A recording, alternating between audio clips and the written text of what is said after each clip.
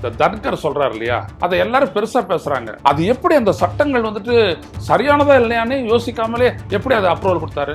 உச்ச நீதிமன்றத்திற்கு மறுபடியும் இந்த வழக்கு போகும்போது இந்திய ஒன்றிய அரசின் அப்படிப்பட்ட அவசர சட்டம் செல்லாது என்றுதான் சொல்ல போகிறது இந்திய உச்ச நீதிமன்றம்.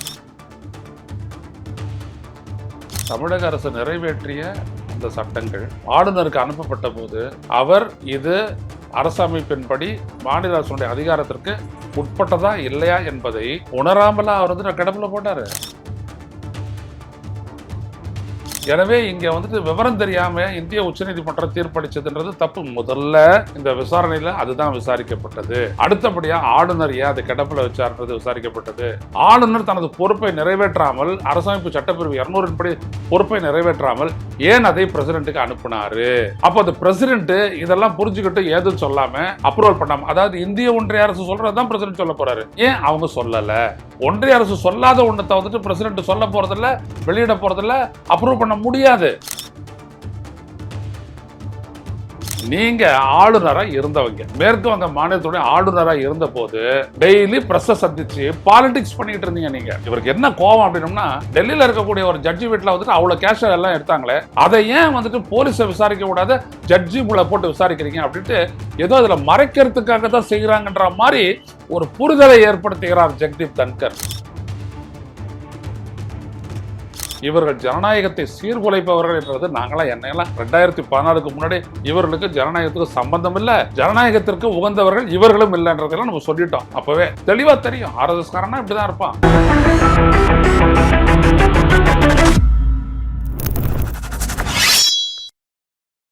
வணக்கம் தொடர்களே, ரோசா செய்தியின் வாயிலாக இன்று மீண்டும் உங்களை சந்திப்பதில் பெரும் மகிழ்ச்சி அடைகின்றேன்.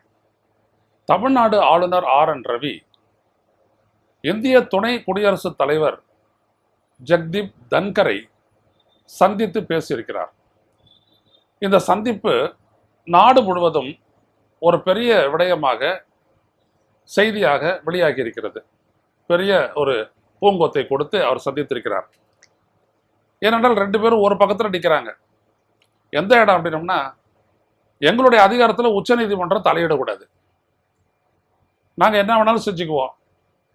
ஒரு மாநில அரசு ஒரு சட்டத்தை நிறைவேற்றி அதை ஒப்புதலுக்கு அனுப்புனா அதை அப்படியே வச்சுக்கிட்டு இருந்துட்டு கிடப்பில் போட்டால் நான் கிடப்பில் வச்சிருக்கிறேன் அப்படின்னு சொன்னாலே அது செத்து போச்சுன்னு அர்த்தம் அப்படின்னு சொல்கிற ஆளுநர் உச்சநீதிமன்றம் எப்படி தலையிடலாம், எங்களுக்கு எப்படி வந்துட்டு இவ்வளோ காலத்துக்குள்ள ஒப்புதல் கொடுன்னு சொல்லிட்டு எங்களுக்கு கால நிர்ணயம் பண்ணலாம் அப்படின்னு சொன்ன ஜெகதீப் தன்கர் அப்படியாப்பட்ட ரெண்டு பேரும் சந்திச்சு பேசுறாங்க. அந்த அளவுக்கு இந்த நாட்டினுடைய அரசமைப்பின் மீது உறுதிமொழி எடுத்துக்கொண்டு அரசமைப்பிற்கு முரணாக தெளிவற்று பேசிக்கொண்டு தங்களுடைய அதிகாரங்கள் வானலாவியது என்று சொல்லிக்கொண்டு ஒரு ஜனநாயக நாட்டில் தான் தாங்கள் முக்கிய பொறுப்பை வகிக்கின்றோம் என்பதை உணராத ரெண்டு பேர் சந்தித்திருக்கிறார்கள். முக்கியத்துவம் அளிக்கப்படுகிறது. ஆனா அவங்க ரெண்டு பேரும் பிரஸுக்கு வரப்போறதில்லை. இவர் தன்கர் மட்டும் அவருக்கு என்ன பேசணுமோ பேசிட்டு போயிட்டாரு. அவரை நம்ம விவாதிச்சிருக்கிறோம். இங்க நம்ம குறிப்பிடத்தக்க ஒரு விடயம் என்ன அப்படின்னு கேட்டீங்கன்னா, இந்த சந்திப்புக்கு ஒரு பின்னணி இருக்கிறது. அதுதான் ரொம்ப முக்கியம். அது என்ன அப்படின்னோம்னா, ஒரு மாநிலத்தினுடைய ஆளுநர் அந்த மாநில சட்டப்பேரவை நிறைவேற்றி அனுப்பி வைக்கும் ஒரு சட்ட வரைவை மசோதாவை ஒரு மாதத்திற்குள் அதற்கு ஏற்பிசைவு தர வேண்டும் அல்லது நிராகரித்து திருப்பி அனுப்ப வேண்டும் ஃபார் ரீகன்சிடரேஷன். அதே போல அவர் அனுப்பி வைக்கக்கூடிய ஒரு மசோதாவை குடியரசுத் தலைவர் 3 மாதங்களுக்குள் ஏற்பிசைவு தர வேண்டும் அல்லது நிராகரிக்கின்றேன் என்று சொல்ல வேண்டும். ரெண்டுத்துக்கும் காரணங்கள் சொல்லணும். இதான் வந்துட்டு உச்சநீதிமன்றம் சொல்லியிருக்கக்கூடிய விடயம். இதுல தான் இப்போ அப்படியே மாத்தணும் இந்த மாதிரி சொல்லி இந்திய அரசமைப்பு 142 கீழ் இதை வந்துட்டு மாத்தணும். இந்த பவர்ஸ் கொடுத்துருக்கிறோம் இல்லையா உச்சநீதிமன்றம் 142 பிரிவின் கீழ், அதை புடுங்கணும் அப்படின்ற அளவிற்கு ஒரு சிந்தனை கொடி கட்டி பறக்குதான் மோடி அரசாங்கத்துக்குள்ள. எப்படி பண்றது அப்படின்னு முதல்ல ரெவ்யூ பெட்டிஷனுக்கு போகலாம் அப்படின்னாங்க. ரெவ்யூ பெட்டிஷன் ரிஜெக்ட் ஆகும். ஏன் அப்படின்னோம்னா, அந்த வழக்கில் எல்லாமே விசாரிக்கப்பட்டு விட்டது, முடிஞ்சு போச்சு. அதுக்கப்புறம் தான் வந்துட்டு இதுக்கு ஏன் அப்ரூவல் தராது இருக்கிறீங்க அப்படின்னு கேட்ட கேள்விக்கு பதில் சொல்ல இந்தியாவினுடைய அட்டர்னி ஜெனரல் ஆஃப் இந்தியா அது அவங்களுடைய அதிகாரத்துக்கு உட்பட்டதுன்னு திசை திருப்பினார். சரியா தப்பா? அரசமைப்பின்படி அது ஏற்புடையதா இல்லையா? இந்த கேள்விக்கு அவங்களுக்கு அந்த அதிகாரம் இருக்குது, அவங்க சொல்லும் போது அப்படின்னும் போது தான் உச்சநீதிமன்றம் தலையிட்டு அப்படியெல்லாம் கிடையாது. You are given certain authority to execute your authority and you have to two your duty constitutionally என்று சொல்லிடுச்சு உச்சநீதிமன்றம். அதுதான் இப்ப பிரச்சனை. ஸோ ரெவியூ பெட்டிஷன் போனால் எடுபடாது. என்ன பண்றாங்க? ஒரு ஆப்ஷனை இந்திய ஒன்றிய அரசு சிந்திக்குது. அது என்னன்னா, ஒரு அவசர சட்டத்தை கொண்டு வந்துட்டு இந்த பர்டிகுலர் இது இருக்கு இல்லைங்களா, அதாவது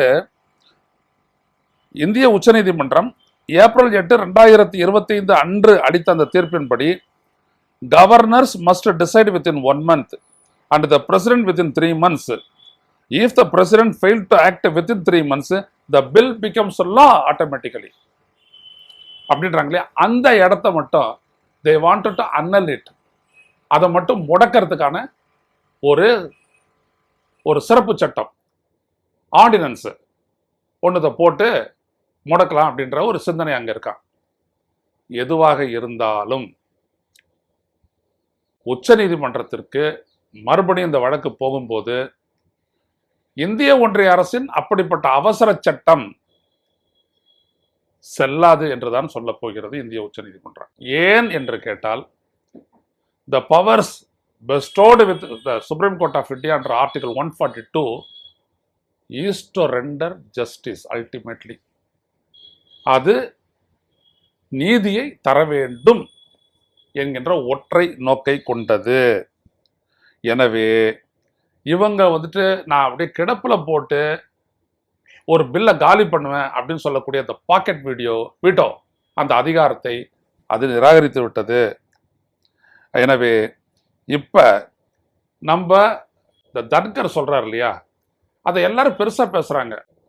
இங்க ஒரு உள்ளூர் சங்கி ஒருத்தர் அவர் பேசுற அந்த விடயம் பாருங்களேன் எப்படின்னு. அது எப்படி அந்த சட்டங்கள் வந்துட்டு சரியானதா இல்லையான்னு யோசிக்காமலே எப்படி அதை அப்ரூவல் கொடுத்தாரு?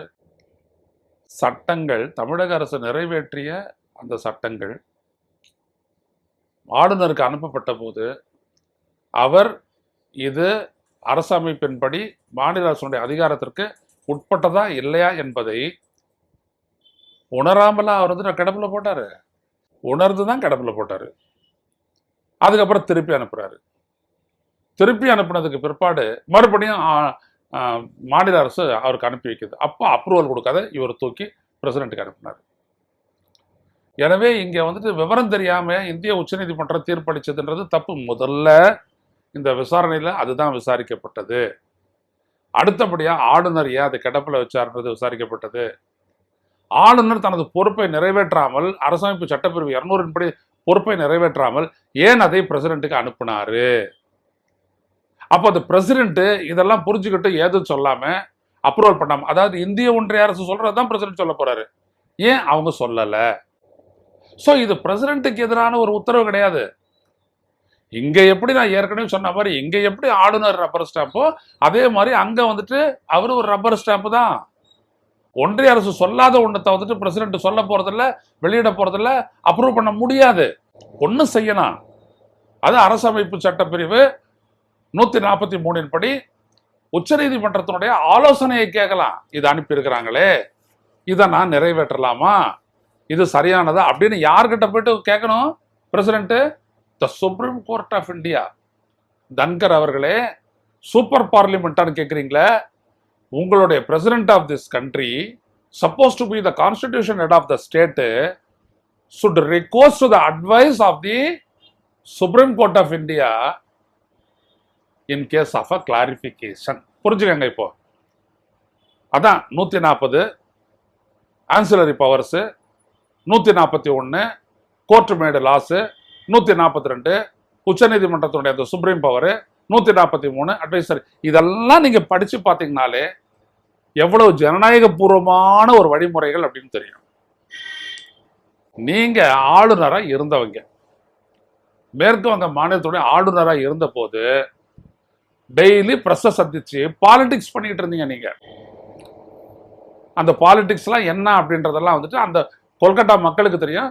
வேணா இதை ராகுல் வந்துட்டு தனியா அவர் தொகுத்து நல்லா போடுவாரு, அது திங்கக்கிழமை அதை வாங்கிக்கங்க. என்ன காரணம்னு கேட்டீங்கன்னா, ஒரு ஆளுநர் அரசியல் பண்றதுக்கானவர் இல்ல. Constitutional head of the state and is part and parcel of the state. இவ்வளவுதான். இதற்குள்ள இப்படி எப்படி நீ முடிவெடுக்கலாம் அப்படின்னு சொல்லியிருக்குது. எனவே நீங்க அதன்படி நடக்கணும். அதை விட்டுட்டு எவ்வளவு குறுக்கு வழியை தேடுறாங்க பாருங்க மக்களே. இந்த குறுக்கு வழியை பத்தி அவர் சொல்றாரு, 142 a nuclear missile against democratic forces அப்படின்ட்டு suggesting it gives the judiciary unchecked power to tax as a super legislature அப்படின்னு சொல்றாரு ஜெக்தீப் தன்கர். ஐயா, it cannot act as a super power or super legislator because it has not legislated any act. அதற்கும் அந்த power இருக்கு, அதை புரிஞ்சுக்கங்க. முதல்ல இந்த நாடு தொடர்பான உங்களுக்கு ஒரு முக்கிய வழக்கு இருக்குது. அது என்ன அப்படின்னம்னா, ராஜீவ்காந்தி காலத்தில் போடப்பட்ட ஒரு வழக்கு. அது என்ன அப்படின்னம்னா, முஸ்லீம் பெண்களுக்கு காம்பன்சேஷன் கொடுக்கணும் அப்படின்னு சொல்லிட்டு வந்த ஒரு வழக்கில் அது தொடர்பான வழக்கை விசாரித்த உச்சநீதிமன்றம் அது அன்னைக்கு வெளியிட்ட அந்த ஜட்ஜ்மெண்ட் இஸ் லா. அதை நீங்கள் பயன்படுத்திக்கிறீங்க. புரியுதுங்களா? யாரு? மோடி அரசு பயன்படுத்திக்குது. அதே உச்சநீதிமன்றம் நீங்க உங்களுடைய அரசியல் வசதிக்காக ஒரு மாநில சட்டமன்றம் நிறைவேற்றிய அந்த மசோதாக்களை முடக்கிறதுக்கு முயற்சி பண்ண போது, அது உடைக்கும் போது உங்களுக்கு அது மிசைல், நியூக்ளியர் மிசைலா தெரியுதான். அவர் சொல்றாரு, எனவே he questioned judicial accountability, claiming judges have zero accountability as a law of the land does not apply to them. அப்படின்னு யார் சொன்னது? அவங்கள கோர்ட்டுக்கு எடுக்கக்கூடாது, ஆனா அவங்களுடைய நடவடிக்கை கோர்ட்டுக்கு எடுக்கப்பட்டதா இல்லையா? இப்போ ஆளுநர் மேல கேஸ் போடக்கூடாது, ஆனா அவர் சொல்லிட்டு நம்ம மேல கேஸ் போடலாம், அது வேற. அதையும் மாத்தலாம். அவருடைய நடவடிக்கை தான் இங்க முக்கியம். as a part and parcel of the state, whether he has achieved the objective of the constitution and its responsibility. செஞ்சாரா இல்லையா? அவ்வளவுதான்.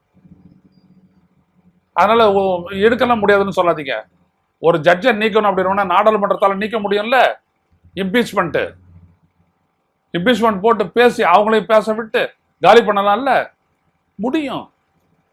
எனவே அப்படிலாம் ஒண்ணும் இல்லை. இப்போ இவருக்கு என்ன கோபம் அப்படின்னம்னா, டெல்லியில் இருக்கக்கூடிய ஒரு ஜட்ஜி வீட்டில் வந்துட்டு அவ்வளோ கேஷ் எல்லாம் எடுத்தாங்களே, அதை ஏன் வந்துட்டு போலீஸை விசாரிக்க கூடாது, ஜட்ஜி போட்டு விசாரிக்கிறீங்க அப்படின்ட்டு ஏதோ அதில் மறைக்கிறதுக்காக தான் செய்கிறாங்கன்ற மாதிரி ஒரு புரிதலை ஏற்படுத்துகிறார் ஜெக்தீப் தன்கர்.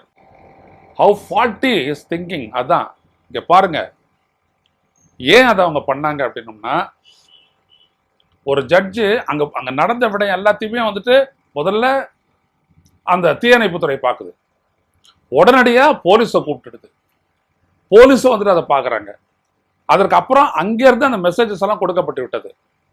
இது ஒரு பெரிய இது அப்படின்றதுனால, ஒரு ஜட்ஜுன்றதுனால நீங்க டக்குன்னு ஒரு ஆர்டினரி ப்ராசஸ் அவர் மேல செலுத்த முடியாது அப்படின்றதுக்காகத்தான் தீர விசாரிக்கிறதுக்கு 3 ஜட்ஜுகளை கொண்ட ஒரு குழுவை அமைத்து விசாரிக்க வச்சிருக்கிறாங்க.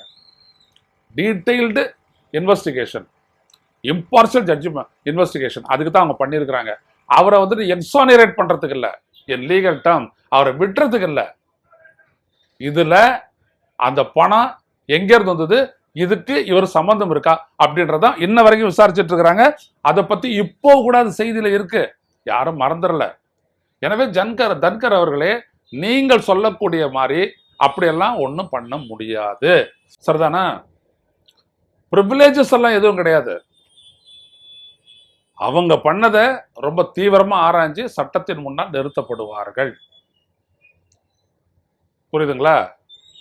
நம்ம எப்போ தெரியுங்களா ஒரு ஜட்ஜி தப்பிப்பாரு, ராங் சைடு இது பண்ணிட்டு, பொலிட்டிக்கல் ரீசன்ஸ்ல தான் அவர் தப்பிப்பாரு. இன்ஃப்ளூயன்ஸ் இருந்ததுன்னா அதெல்லாம் பயன்படுத்திட்டு தப்பிப்பாங்க, இல்லாட்டி மற்றபடி தப்பிக்க முடியாது. ஏன்னா process of law is clear, dead clear. எனவே அது அப்படி. எனவே அவங்களுக்கு சட்டம் பொருந்தாது அப்படிலாம் நீங்க சொல்றீங்களே, இதெல்லாம் கிடையவே கிடையாது, கிடையவே கிடையாது. யாரும் நீங்க என்ன பண்றீங்க, ஜட்ஜஸுங்க பண்ண ஒரு குற்றம் பண்ணாருன்னா அதையே வச்சு அவரை வளைச்சி உங்களுக்கு சாதகமாக பயன்படுத்த பார்த்துக்கிருக்கேன். இல்லாட்டி எப்படி ஜட்ஜுங்க எம்பி ஆகிறாங்க, இந்த கேள்வியை நான் உங்ககிட்ட விட்டுறேன். ஏன் எம்பி ஆனாங்க? அவங்கள பயன்படுத்துகிறதுக்கு. ஏன் அவங்க பண்ண ஒரு குறைய தண்டனைக்கு உட்படுத்தாம நம்மளுடைய வசதிக்கு அவரை வளைக்கிறதுக்காக பயன்படுத்துறீங்க.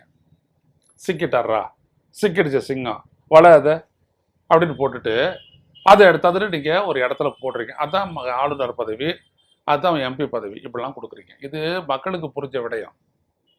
எனவே இதெல்லாம் ஒன்றும் அவங்கள சட்டத்தின் பிடியிலிருந்து அவங்கள காப்பாற்றக்கூடிய விடயம் அல்ல.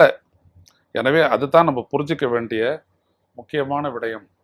இங்கே நாம் புரிஞ்சு கொள்ளக்கூடியது இன்னொரு விடயம் என்னன்னா, இப்படியான நீதிமன்றத்திற்குள்ளேயே அரசுக்கு சாதகமான தீர்ப்புகளை பெறுவதற்கு ஏற்றாற் போல இங்கே அமர்வுகள் அமைக்கப்படுகின்றன என்கின்ற குற்றச்சாட்டு 2018ஆம் ஆண்டு ஜனவரி மாதத்திலேயே சலமேஸ்வர், இப்போ குரியன் ஜோசப், ஏற்கனவே ஒருத்தர் எம்பி ஆனார் அவரு, இன்னொருத்தர், இவர்கள் 4 பேரும் சேர்ந்து பத்திரிகையாளர்களை சந்திச்சாங்க. அப்போ இருந்த உச்சநீதிமன்ற தலைமை நீதிபதியை பார்த்து அவங்க சொன்னாங்க, இந்த நீதிமன்றத்தில் நியாயம் கிடைக்கவில்லை என்றால், நியாயத்தை வெளிப்படுத்தவில்லை என்றால் அது இந்த நாட்டுடைய ஜனநாயகத்துக்கு ஆபத்துன்னாங்க 2018. எனவே நீதிமன்றத்துக்கு வந்துட்டு எந்த விதமான ஒரு பிரிவிலேஜோ கிடையாது. நீதிபதிகளே அது சொன்னாங்க. சலமேஸ்வர் உள்ளிட்ட அந்த 4 நீதிபதிகள் ரொம்ப பக்காவா தெளிவுபடுத்துறாங்க. எல்லா பத்திரிகையாளர்கள் கேட்ட கேள்விக்கு எல்லாத்துக்குமே அவங்க பதில் சொன்னாங்க. அது ஏன் அப்படின்னம்னா, நாங்கள் தெளிவாகவும் தூய்மையாகவும் இருக்க விரும்புகிறோம். எதற்கு? இந்த நாட்டினுடைய அரசமைப்பின்படி இந்த நாட்டு மக்களுக்கு நீதியை தருவதற்கு நாங்கள் உறுதியாக இருக்கின்றோம் அப்படின்றது தான் தேர் ரிசால்வ், அவர்களுடைய உறுதிமொழி. அதை புரிச்சுக்கங்க. எனவே இவங்களுக்கு என்ன, இவங்க வந்துட்டு யாருமே ஒரு டெமோக்ராட்டிக்கலி வளர்க்கப்பட்டவர்கள் கிடையாது. இவங்க தே ஆர் எலெக்டட். அதெல்லாம் எப்படி எலெக்டட் அது வேற விஷயம். அது இவிஎம் இருக்குது, மற்ற வேலையெல்லாம் இருக்குது, தேர்தல் ஆணையம் இருக்குது, அதெல்லாம் விடுங்க. அதெல்லாம் இன்னொரு நாள் நம்ம பேசுவோம். அதான் நம்மளுக்கு தெரியுமே, எத்தனை முறை பேசியிருக்கிறோம். இன்னொன்று, ஜனநாயக ரீதியாக வளர்க்கப்பட்டவர்கள் கிடையாது இந்த ஆர்எஸ்எஸ் காரங்க. டு ஒபே ஒபே ஒபே, கீழ்ப்படி கீழ்ப்படி கீழ்ப்படி, படிக்கிறது இல்லை, கீழ்ப்படி. அங்க என்ன சொல்றாங்க ஷாக்கால, அதன்படி நடந்துக்கோ, அதை ஏத்துக்கோ, அதுதான் சரின்னே சொல்லி 6-7 வயசுல இருந்து வளர்க்கப்பட்டவர்கள் தான் மோடி வரைக்குமான இந்த ஆர்எஸ்எஸ் காரர்கள். எனவே இவர்களுக்கு ஜனநாயகத்தை தெரியாது. அவங்க எந்த விதமான கொள்கையை வடிவமைச்சாங்களோ அப்ப இந்த நாடு இருந்தது ஒரு இண்டிபெண்டன்ட் இந்தியாவில், அடிமைப்படுத்தப்பட்ட இந்தியாவில் இருந்துச்சு. ஆனா ஆர்எஸ்எஸ்னுடைய ஐடியாலஜி அல்லது அவங்களுடைய இலக்கு சுதந்திரம் கிடையாது. நல்லா புரிஞ்சுங்க, சுதந்திரம் கிடையாது அவங்களுடைய நோக்கம். அவங்களுடைய நோக்கம் இந்து ராஷ்டிரத்தை அமைப்பது, இந்துக்களுடைய ஆட்சி அமைப்பது, அதன் மூலம் பிராமண மேலாதிக்கத்தை நிலைநிறுத்துவது. இதுதான். நீங்க பஞ்ச் ஆஃப் தாட்ஸ் பை குரு கோல்வால்கர் அதை படிச்சிங்கன்னா தெரியும் அவர் எதை சொல்றாரு அப்படின்னு. அவர் ஒரு உதாரணத்தை காட்டுவார். இதை சொல்லணும், மீண்டும் சொல்றேன், சொல்லியிருக்க ஏற்கனவே. ஒரு ஆபீசர் நடந்து வந்தாரு, அவருக்கு முன்னாடி வந்துட்டு ஒரு பியூன் வந்தாரு. அந்த பியூனை பார்த்த உடனே அந்த ஆபீசர் ரோட்லயே அவருடைய காலை தொட்டு வணங்கினாரு. காரணம் என்ன அப்படின்னம்னா, இவர் ஆபீசரா இருக்கலாம், ஆனா பிறப்பின் அடிப்படையில் அந்த பியூனா இருக்கிறாரு, இவர் கீழே வேலை செய்யறாரு, அவர் ஒரு பிராமணர், எனவே அவருடைய காலை தொட்டி ஒரு கும்பிட்டாரு. இதுதான் இந்த நாட்டினுடைய பண்பாடுன்றார். யாரு? இவங்க சொல்லக்கூடிய குருஜி கோல்வால்கர் இப்படிதான் விளக்குறாரு. ஸோ இவங்க விரும்புறது என்னன்னு பாருங்க, அந்த பிராமண கால தொட்டு கும்பிடு. அதாவது ஜாதியத்தை, சாதிய அடுக்குமுறையை இவர்கள் நிலைநிறுத்துவதற்காகத்தான் இந்து ராஷ்டிரம் என்பதே, வேற ஒன்றும் இல்லை. அப்பப்போ அதையே தான் சொல்லிக்கிட்டே வருவார் அவர்.